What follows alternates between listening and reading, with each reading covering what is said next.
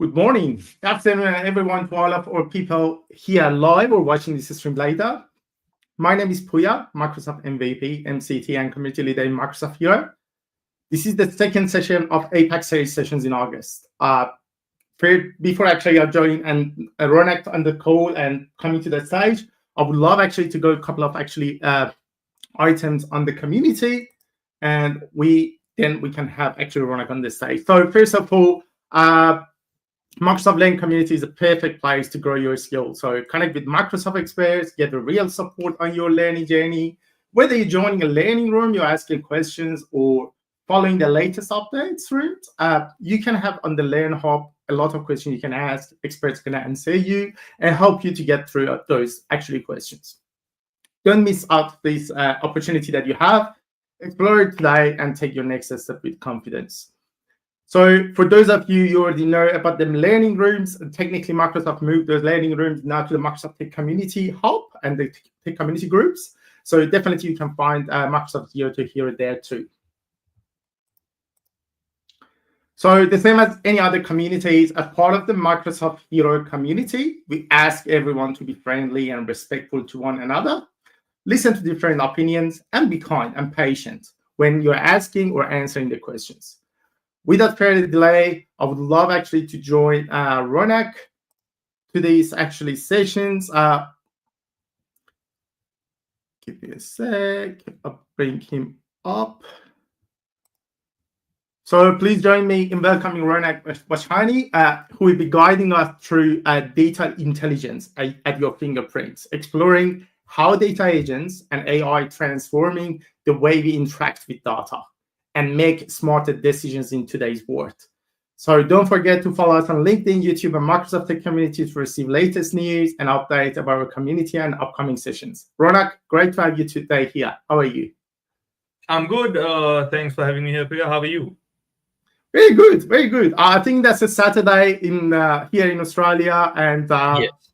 That's a great. I think it's the weather today again. We are getting close to the spring, so hopefully the weather is getting better and better in Melbourne. Yes, one can hope. Awesome. So I'm gonna actually just bring your slides up, Ronak, and pass over the stage to you. And I'm behind of the stage if in case you need me. Thank you. Sounds good. Thanks for that, Priya. Thanks for the introduction.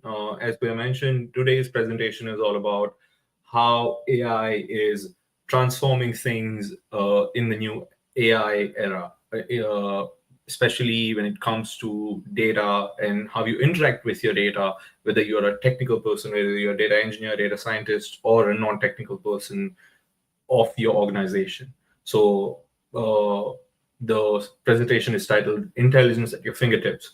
And it doesn't say just intelligence. The reason it says at your fingertips, it's because it's easy to use AI in Fabric. And we'll go into two features.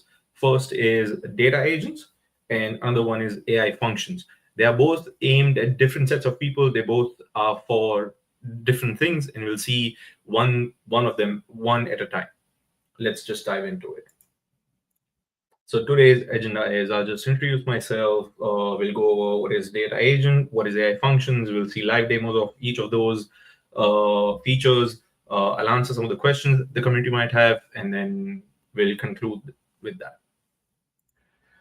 So my name is Ronak Vachhani. I am a data and AI engineer at Arinco here in Melbourne, Australia. I firmly believe SQL is here to stay forever, which is ironic considering my topic for the day, I understand, but SQL is very much here to stay.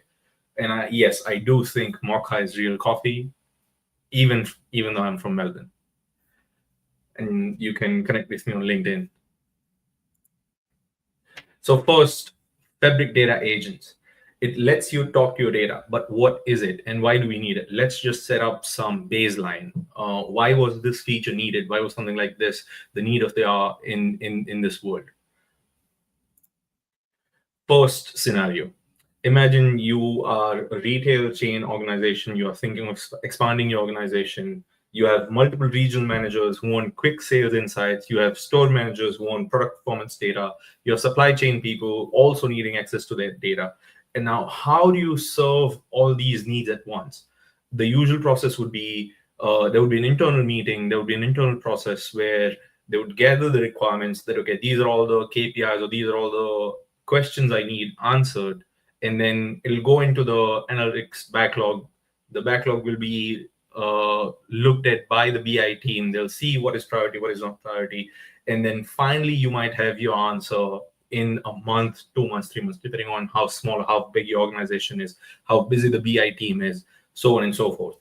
That's just one scenario. Let's look at yet another scenario. You're a small to medium tech startup, so you have a few technical people, but you also have non-technical teams in your organization. What about your finance teams? What if they want to forecast revenues? What if they want to track budget? What if your product owners who are not technical, what if they want behavior insights from your apps, from your SaaS products?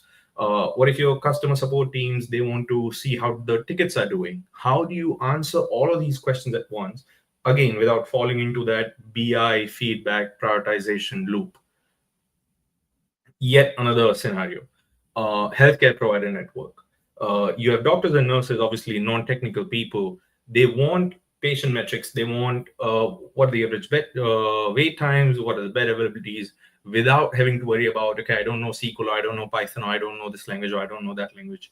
How do you enable non-tech admin staff of your organization to get access to that data and fast and live? So that is where something like Fabric data agents come in. But now one question that might arise is, why do we need a new feature, a separate feature called data agent? Why can't I use Fabric Copilot or Windows Copilot or GitHub Copilot or any of those Copilots? Like, when is Copilot not enough? And how is Fabric data agent different from a Copilot? So let's just have a look at that. So first thing, as the name suggests, it's co-pilot. It's supposed to work with you on something else. So think of GitHub Copilot. It's supposed to work with you on code, even though now GitHub Copilot has agentic mode where it goes and writes the code for you, updates the code for you. But Copilot essentially means it's supposed to work with you on something else. So if you think of Fabric Copilot for data science, it's supposed to help you write code in Fabric notebooks. If you think of Copilot for Power BI, it's supposed to help you with Power BI reports. It is not supposed to act alone. It's not a standalone artifact. It can't do things on its own. That's not what it was meant for. And it's not really customizable. Think of ChatGPT. When you can ask ChatGPT for help with your code, your reports, your pipelines, all of that, but it's not really customizable. It's trained on the general internet corpus. Whereas Fabric data agents, it acts alone. It's a standalone artifact, and it's highly customizable, as we'll see in a second. So that's why there was this need of this purpose-built agent that only talks to your data and nothing else, and is grounded in that truth. It's grounded in that reality. So if I ask that, okay, what is my standard operating procedure, it doesn't just make up what a standard operating procedure should be based on the internet sources. It looks at what my data has and gives me the answer from my data sources. So that's why we need Fabric data agents, and that is how it's different from generic copilots. So what is it? What are Fabric data agents? So they're low-code agents based on your data. So think of it like a chatbot wrapper based on your data. What if you could have a chatbot that was only trained on your database, or only trained on your data warehouse, or only trained on your lakehouse? That's essentially what a Fabric data agent is. And just like any other generative AI tool, you can customize it with prompt engineering. You can customize it with few short examples by giving it things to learn from, as we'll see in a second. But that's basically what it is. It gives you a chatbot wrapper on your data. And without further ado, let's just get into the live demo of it. So in terms of sources, here I have two sources. One is a lake house and the other one is an event house. For those who don't know, event house is basically a place to have your KQL database. You might have heard of Azure Data Explorer. This is a next in line evolution of Azure Data Explorer, which allows you to store live streaming data with millisecond performance for hundreds of millions of records. That is an event house, and then lake house is just your normal lake house. So I have two sources, and I've built data agent for both the sources. So if I go to the lake house, we see this I've created using the Microsoft sample AdventureWorks database. So you can see we have some generic tables like products, customer address, product details, sales. So think of it like a retail company's database. That's what we have here. So you can see for address, these are all the addresses. And then this is a custom address table which sort of maps the customer table and the address table, so on and so forth. And then I also have a KQL database for weather. This I have created using Event Stream, where I'm streaming live weather data into this database for 4 cities in Australia. So it's Gold Coast, Melbourne, Sydney, and Brisbane. Those are the 4 cities that I'm capturing weather information for and streaming straight into this KQL database. As you can see, I have data from today, live data. So these are the 2 data sources that I'll hook up to 2 different data agents and talk to about this data in natural language. Now, the reason I've chosen 2 separate data sources, why couldn't I have chosen a warehouse and a lake house or a database and a lake house, is because I wanted to show you the genericness of this data agent. Lake house, warehouse, database, you can query those sources using SQL.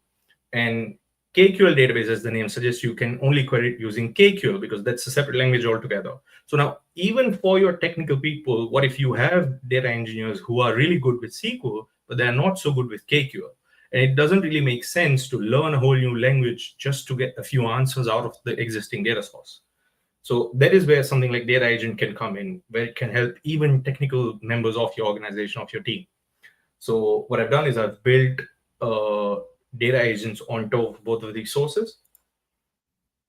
So if I go to Lakehouse data agent, this is what I have here. And with Fabric, like anything else, creating a data agent is just as simple as creating a new item, selecting data agent, giving it a name, and that's it. It's less than 1 minute. I'll show you how that works. So you just go to new item in your workspace, you search for data agent, and that's it. You give it a name and your data agent is in place. So that's how I created 2 separate data agents, one for Lake House and one for the Event House. Now, in theory, you can have one data agent that would host both of these data sources in the same place. Data agents allows up to 5 sources, 5 separate disparate sources in the same data agent. So data agent is not source specific. So as we just saw, when you create a data agent, it doesn't ask you that, okay, are you creating this for a KQL database, a SQL database, Power BI semantic model? You just create one, and then you can add any source into that data agent. But just for clarity here, I have created 2 separate data agents for 2 separate data sources. So first, we'll have a look at Lakehouse data source. So this is what we have here. Now, you can already see I've asked a few questions here. The first question is, how many customers have purchased products from more than one product category? Now, that question, imagine a non-technical member of your team having that question. What they would have to do in absence of something like data agent is go to data engineer, ask them this question. The data engineer might come up with SQL query or KQL query or whatever the language is, run that query and provide with the answer to your non-technical member. But now they can just ask questions in natural language and the data agent will do the thing for them. And it might look simple, but if you look behind the hood, if you look under the hood to see how many tables are involved in this one simple query, we can see here that it came up with this complicated SQL query on its own in about 10 seconds. It ran that SQL query and it showed us the result that there are about 27 customers who have purchased products from more than one product category.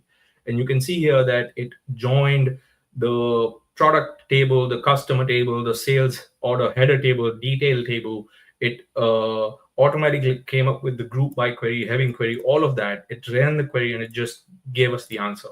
So as a non-technical member, I don't have to worry about what goes on behind the scenes. I just care about the answer. And that's what it did for me here.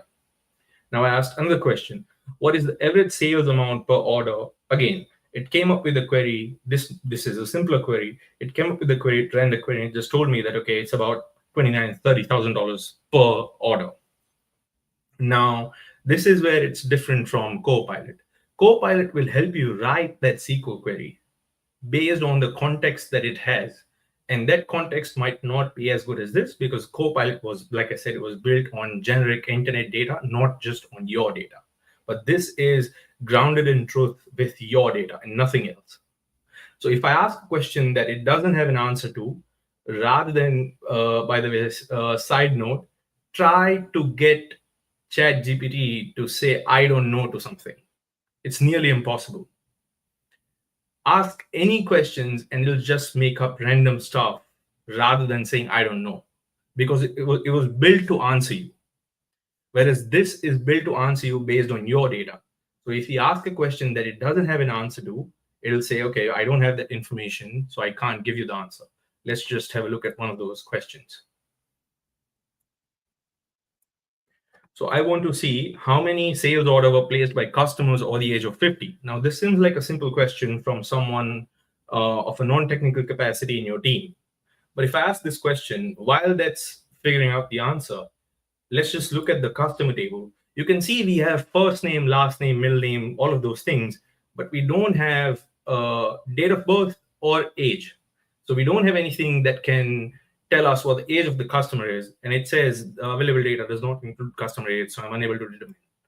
This is exactly what I wanted. Rather than it making up some random thing, I wanted to stay grounded in the data that I have.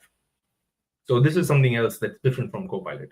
Another thing that's different from Copilot is, just like ChatGPT or just like any other generative AI tool, you can improve it with prompt engineering. And Fabric Data Agent, rather than including prompt engineering in all of your questions, you can see here in all the questions that I have here, I've just asked the question and nothing else. I haven't told that, okay, give me the answer in this format or that format, or keep that in mind, or keep this in mind, or ignore this, or do not include that. All of that can be added in the instructions panel.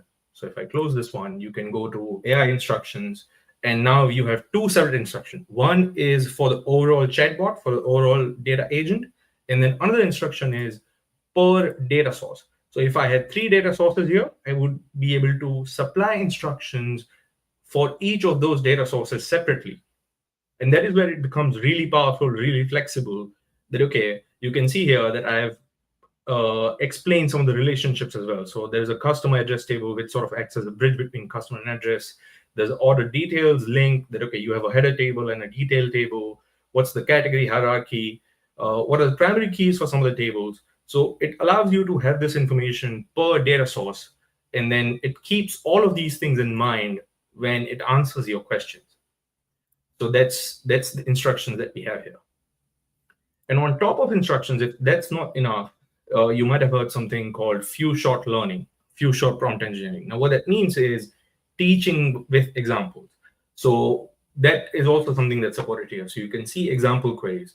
Now, what I've done here is I have given 8 sample questions and the SQL queries that I had to come up with for those questions, to answer those questions. Now, what this does is it trains it. It tells it that, okay, if this is the question, this is the SQL query. If this is the question, this is the SQL query. It uses this information to come up with new SQL queries on new questions that you ask. So again, one more example of customizing, which is not really possible with generic copilots.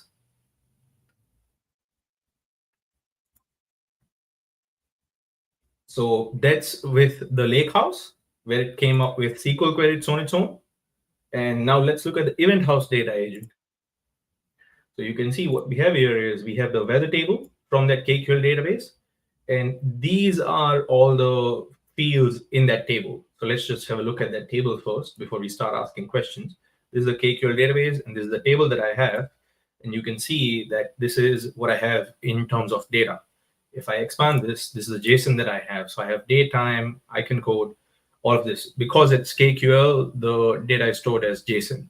Now I want to start talking to this data in natural language. How do I do that? Just create a data agent, attach your KQL database, and start asking questions. So we have a few questions here as well.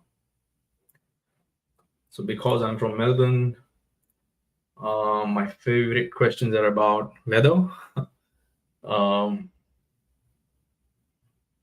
So I've just asked, just give me 5 timestamps with the highest cloud cover.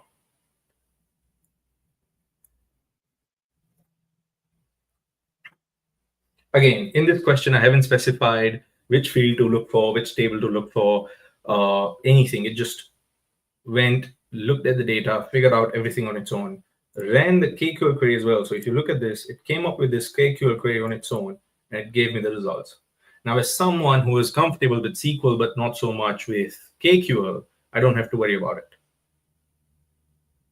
It just does it for me. And if you look at behind the scenes, the first time it tried to do something, it didn't really work. So you can see that the query was not correct or whatever, or the syntax was not correct. It automatically corrected the syntax and gave me the final answer.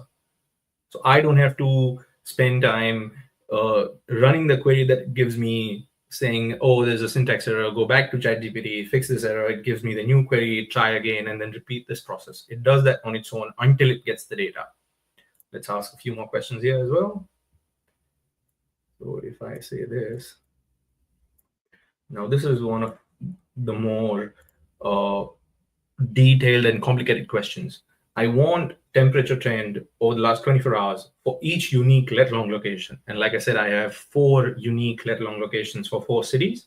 And I want 24-hour trend for each hour for all 4 of those let-along locations. And it'll figure that out on its own, and it'll give me the details for all the tables. There we go. We have let-long average temperature, let-long average temperature for all of those things. And this is exactly what I wanted. Now, if I ask a question that requires some sort of inference, it does that really well as well. So I just wanted to see the average temperature in Melbourne for the past week. Let's see how it does that. Now, what's interesting about this is, yes, it is grounded in my data, but because it's generative AI, it also has access to that artificial intelligence, and it can infer things from other data sources, from generic data sources. So now, okay, that didn't work. Let's try a new query. To actually calculate, you need to ensure latitude. Okay. Let's try this one. Again, it only doesn't work when you're demoing things.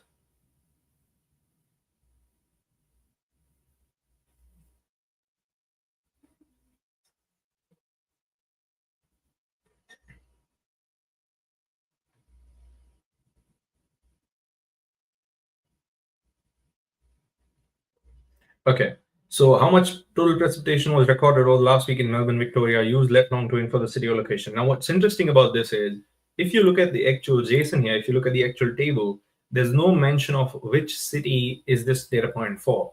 There's no city column here. There's no location field here. If you go all the way to the right, there's a location field which has latitude and longitude.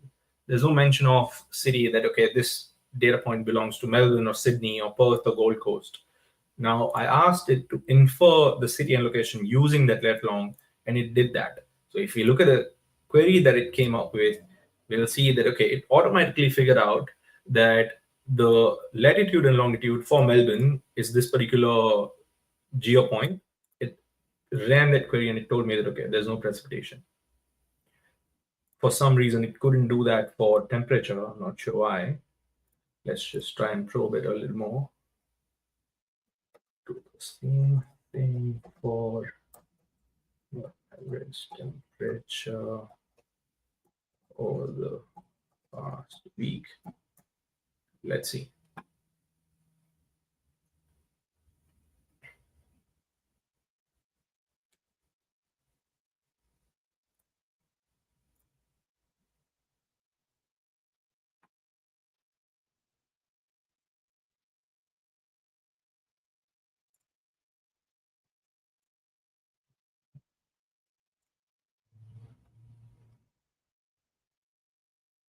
All right. Looks like there's something wrong with that. But that's basically what a data agent is, where it allows you to talk to your data using natural language query. And let's go back to the presentation to see some of the limitations, why this is good for you, how else you can use it, etc., etc.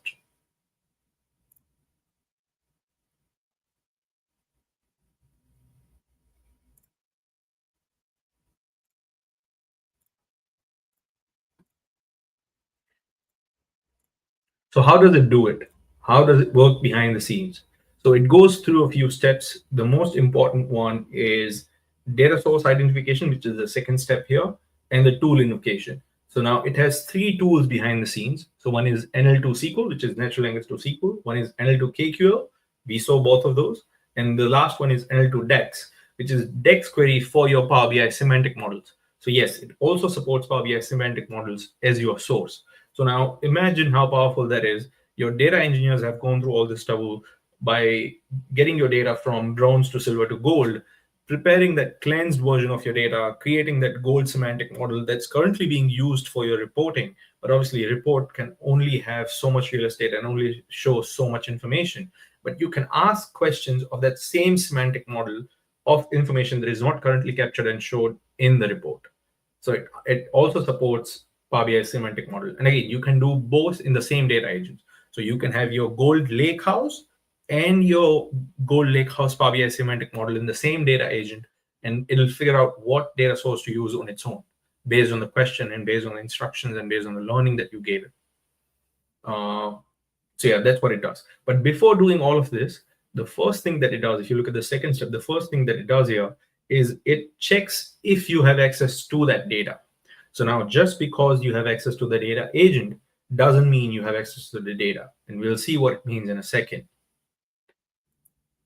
The catch. So what's the catch? The catch is this feature is in preview. So before it becomes generally available, the features might change, the feature might be renamed. So this is already renamed, by the way. Before the FabCon last year, this feature was called AI Skills, and now it's called Fabric Data Agents. So before it comes out to be generally available, some of the features might be removed, some of the features might be renamed. It's not recommended to use this in production, all the general disclaimers that come with something being in preview. Another catch is you can't add more than 5 data sources.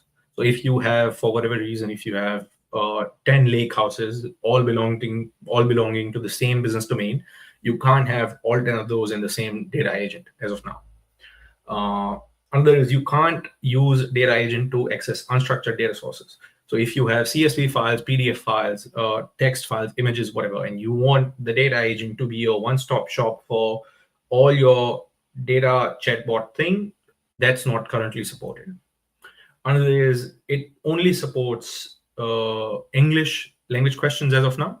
So if someone wants to try and converse with it in Spanish or some other foreign language, that's not supported yet. And the last one is you can't change the LLM that the data agent uses. So unlike GitHub Copilot that you have in your VS Code, where you can choose that, okay, I don't want to use GPT-4, or I want to use Claude, or I want to use GPT-5 or whatever, you can't really do that with data agent. It uses the LLM that it uses behind the scenes, and that's not configurable. So what are the pros? The first one is it enforces read-only access, which means if you have, let's say you have payroll data in your Fabric data agent, and what if someone just says, hey, can you go and update the salary for this particular user ID? It won't do that. It'll only generate select queries, read-only queries. It will not generate, update, delete, anything other than read-only. So rest assured, it will not modify your data.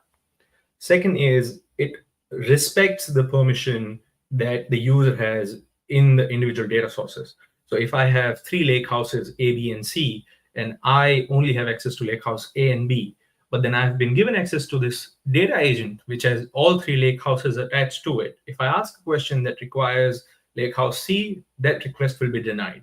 It'll see that the user asking the question doesn't have access to the data that I need to answer that question, and my request will be denied. And not only in Fabric data agent portal that we were using, but if you consume Fabric data agent downstream in something like Azure AI Foundry or Copilot Studio, that access permission control plan will still be respected. So just because you are consuming it from AI Foundry doesn't mean you somehow get to bypass your security access controls. So just some of the pros. And now speaking of AI Foundry and Copilot Studio, let's see what can be integrated with Fabric Data Agent. where can we use it? So first is Fabric notebooks. So we can use it programmatically within Fabric notebooks. So what if someone wanted to, and the reason why that's supported is, what if someone like some of your data engineering team members, or some of your data scientist team members, someone who's comfortable with PySpark, what if they wanted to interact with Fabric data agents programmatically? So all the things that we did here, which is adding a data source, adding the AI instructions, adding the prompt engineering bit, adding the sample SQL queries, what if someone wanted to do that in a version controlled, Git supported, repeatable way using programmatic? So that is why you can also interact with Fabric data agents using notebooks. We'll see that example in a second. You can also consume a Fabric data agent using AI Foundry agent. So one of the cons, if you remember, is that it doesn't support unstructured data sources as of now. So if you have a PDF, let's say you have internal PDFs which capture companies' policies or companies' manuals about some things, and you wanted to have one agent which could answer your structural data sources, so things like lakehouse, warehouse, etc., but also answer questions from your PDFs or your Excel sheets or your CSVs or text files or whatever. How do you do that? You do that using AI Foundry agent, and we'll see that in a second as well. Now, third one is Copilot Studio agent. This is, I think, the most powerful integration of all three.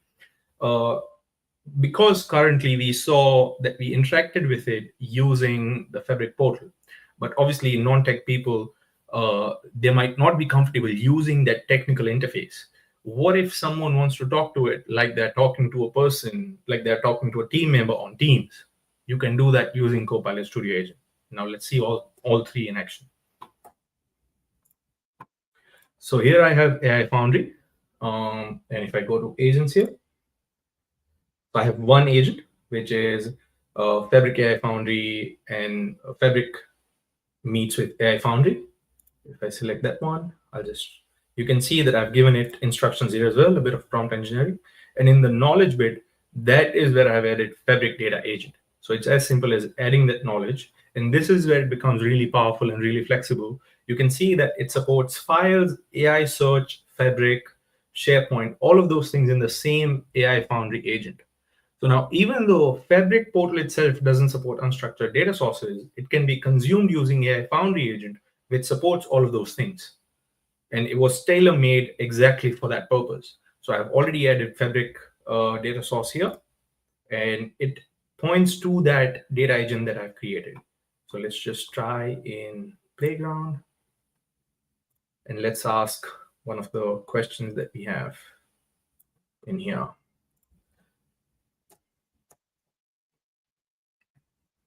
What are the top 5 most frequently purchased products? So it automatically figured out that, okay, for this one, I have to use the Fabric knowledge. It's interacting with Fabric data agent, and then it'll, again, do its thing. Fabric data agent will do its thing, interact with each other, come back to us with an answer or an error.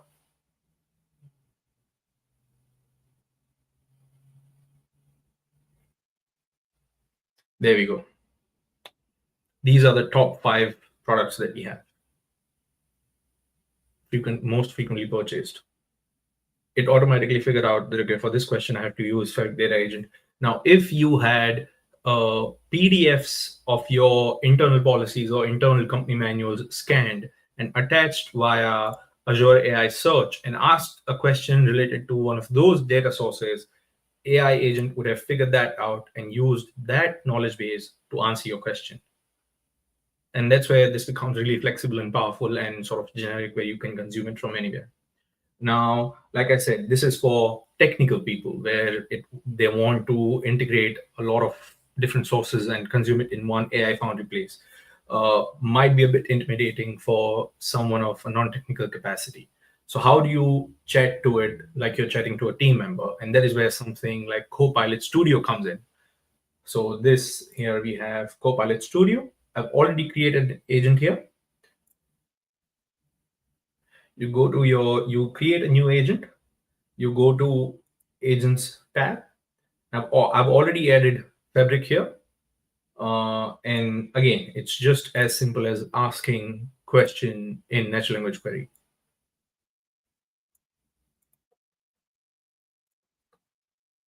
top 3 product categories by order quantity. So which are our most famous product categories?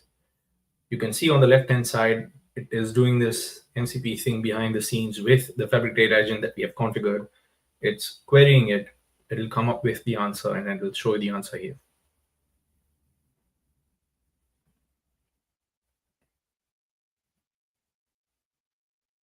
There we go. These are the 3 most purchased product categories.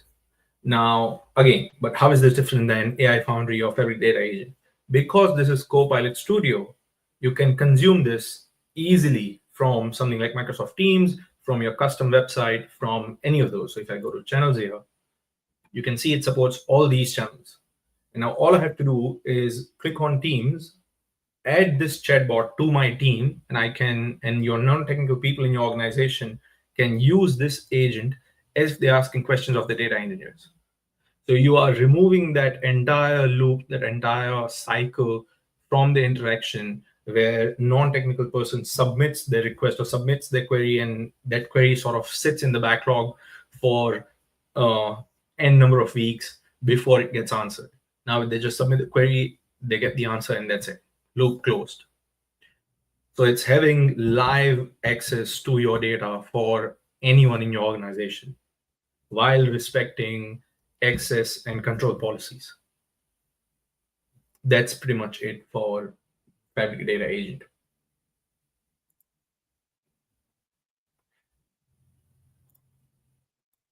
All right, looks like we didn't need screenshots. The demo worked. I'm not sure how this platform works. Can people ask questions here?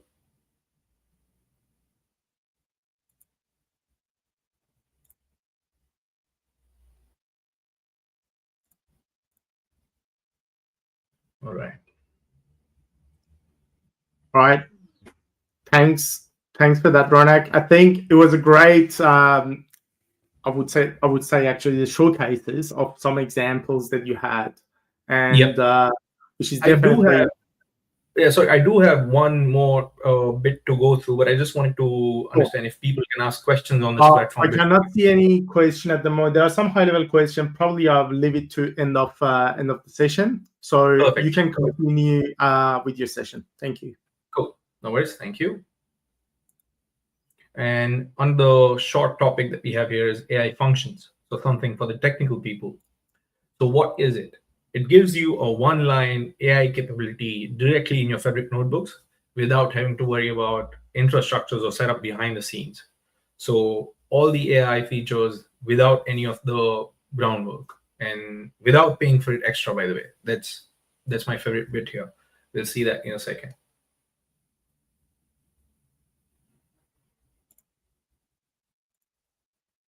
So if I go to AI functions notebook, this is what I have here. So this used to be how you import the libraries needed for your AI functions, and it's old, and it used to take a lot of time importing those libraries. But now Microsoft Team has baked AI capabilities into native Fabric execution engine. So all Spark sessions come with AI capabilities out of the box. So you don't need to worry about installing this jar libraries.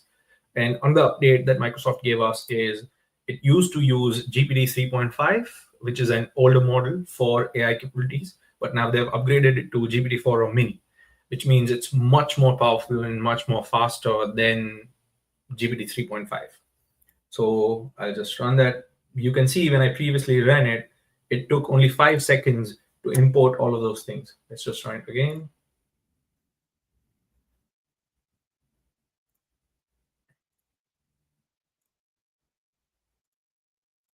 Completed in 5 seconds. And now again, the same lakehouse that we use for data agent is what we'll use here. So I've selected a table called product description, and product description has a column called description, which is multilingual field. Because the company sells products all over the world, the description is stored in multiple languages, which is what we can see here. I'll wait for that to finish in a second. Yep, there we can see you have Arabic, Thai, And now what I want is I want to translate this into a standardized English language. Now, before generative AI, what used to happen was you used to import libraries like scikit-learn, do the whole thing, train a model, try and retrofit it over natural language queries or something like NLKT. That takes me back. But now all I need is just use one line, AI.translate, and that's it. You can see we are not importing any of the other machine learning libraries here. We are not setting any other machine learning model. We are not doing any of those hardcore mathematical machine learning stuff. It's just one line of AI code, and I can translate that to English here in a few seconds. And you can see these are my original descriptions, and these are the translated descriptions here. And none of them had any errors. So that's just one of the capabilities that you can do with AI. If I scroll down, you can see these are all my reviews that I have.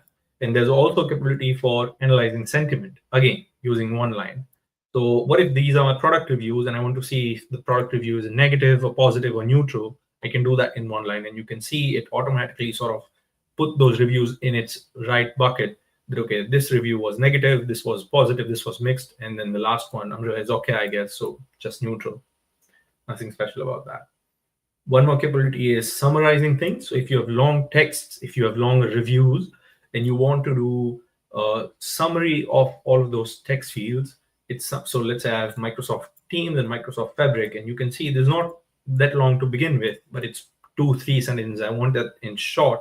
This is pretty much what I have here. You can see that this is the original one, and then the summary is this. Again, I've just chosen to have translate in yet another language, Latin, and that's what it did here for this hard-coded text. So that's what AI function is. And you might be thinking that, okay, but how is this built? How is this charged? And it's built against your existing Fabric capacity.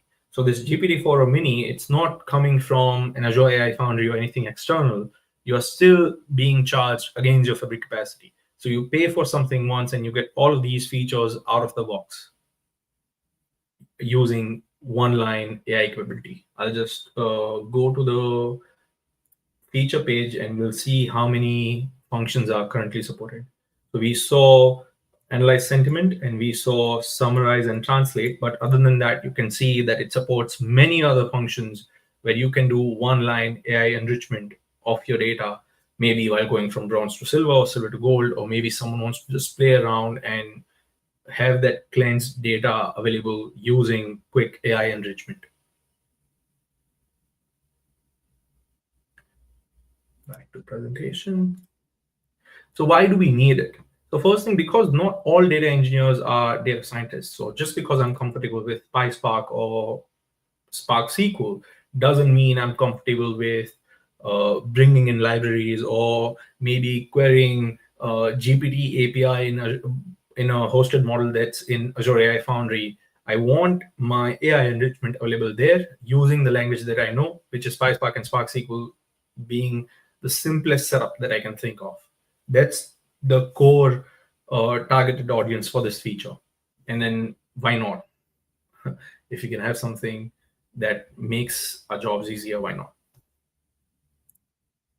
Live demo, we just did that.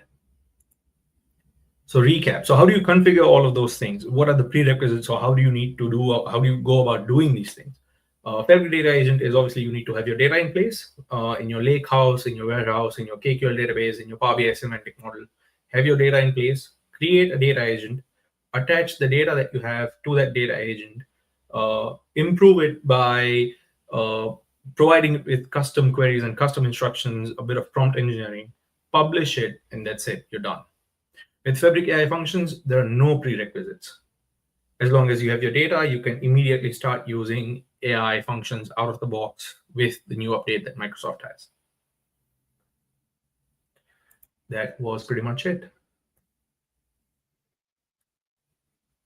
Awesome. Thanks, Ronak. I think it was a great showcasing some examples of because this Microsoft Fabric and the AI these days is very hot topic these days. A lot of people actually trying to using these technologies to showcase how you can use the data behind of the AI, how you can connect the different data sources to the AI systems, Gen AI systems, to get the best result for the businesses. And we can see actually a lot of businesses getting transformed these days with these technologies, and they're changing the model of the sales, marketing, how they can actually just anticipate the future of with those data, a lot of those capabilities. And I think that's very, very great topic that you covered today. And probably the two high-level questions I can say here. One probably is very high level, not necessarily related to your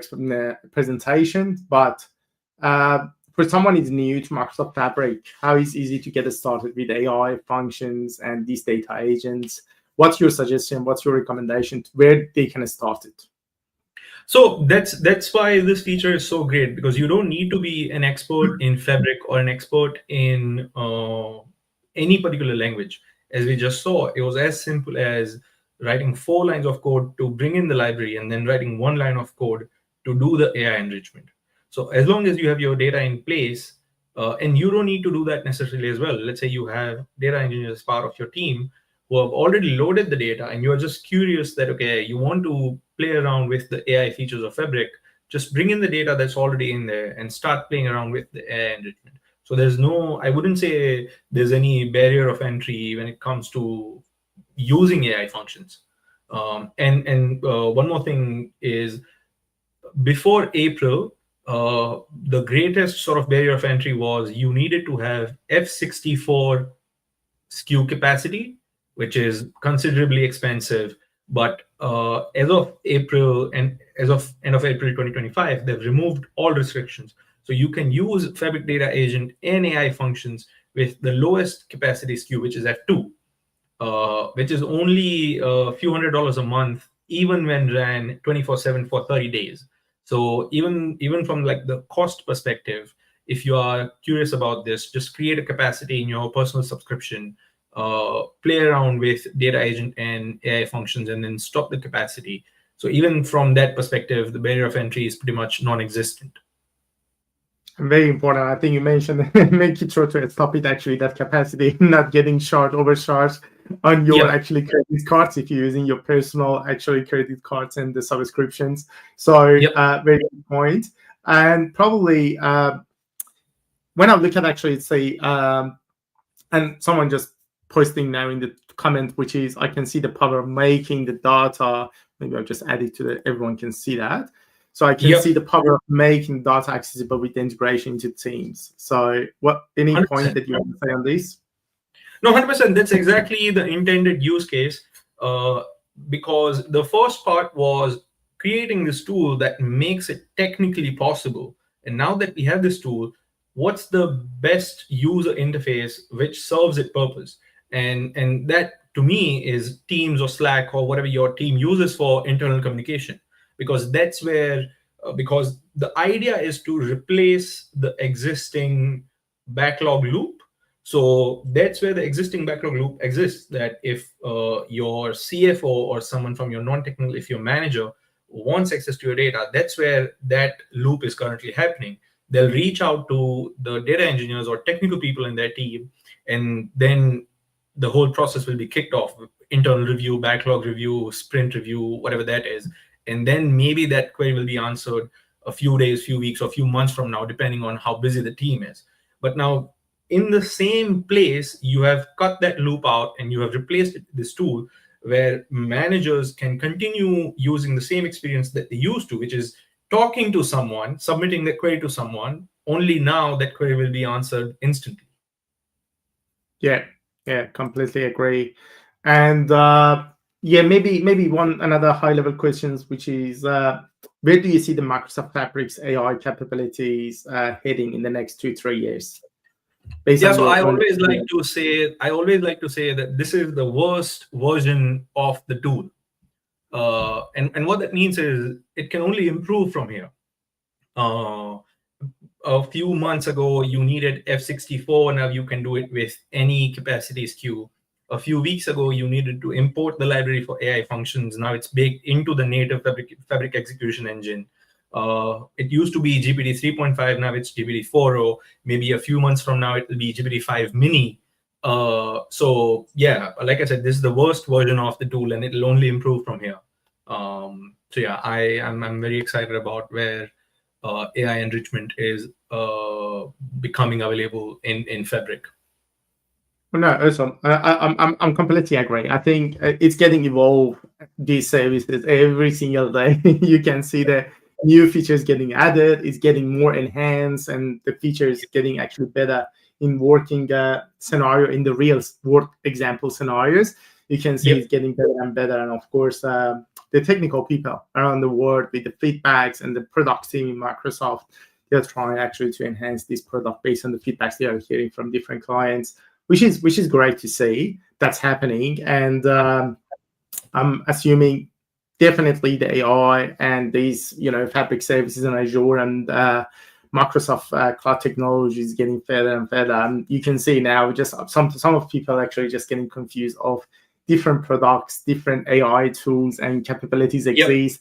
Which one we should use? Should we use AI Foundry, or should we use Microsoft Fabric specifically? Where we should go Copilot Studio? We have the other ones. So there are a couple of actually these tools exist. Of course, you can find a lot of information on the Microsoft Learn about, and there is a path I've seen a couple of days or a couple of weeks back, which is very great diagram showing where use case is, which technology you can use. So it's very important you understand what you want to do, and then of course go with one of these technologies which is getting the most outcome for you and for your business, of course. Exactly. And then I included that section because I had those questions myself. That okay, if we can consume Fabric Data Agent from within Fabric or from within AI Foundry or from within Copilot Studio, which is the right fit for what scenario? And that's why I sort of included that section in my presentation. Awesome. No, great presentation. Thank you again, Ronak, and thank you everyone for joining online today. We had the second session here. Of course, we have another 2 sessions actually during August. We have more sessions during actually September from the APAC region. So watch this space, be with us, and I hope actually everyone have a great day. Thank you. Thank you, guys. Thank you, Priya.